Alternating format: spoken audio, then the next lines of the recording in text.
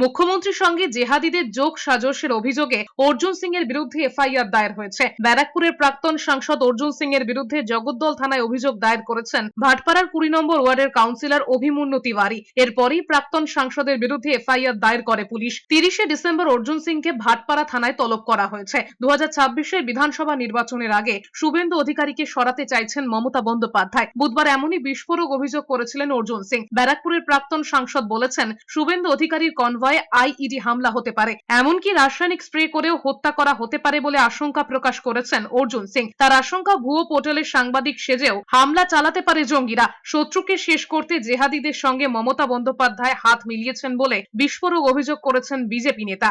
2026 ইলেকশনের আগে যদি মমতা ব্যানার্জি শুভেন্দু অধিকারকে মারিয়ে দিতে পারেন, তাহলে মমতা ব্যানার্জি পবারা হয়ে যাবে। আর মমতা ব্যানার্জি নিজের শত্রুকে নাশ করার জন্যে সমস্ত রকম জিহাদি সংগঠন থেকে উনি হাত মিলিয়ে নিয়েছেন, এটা প্রমাণ আছে।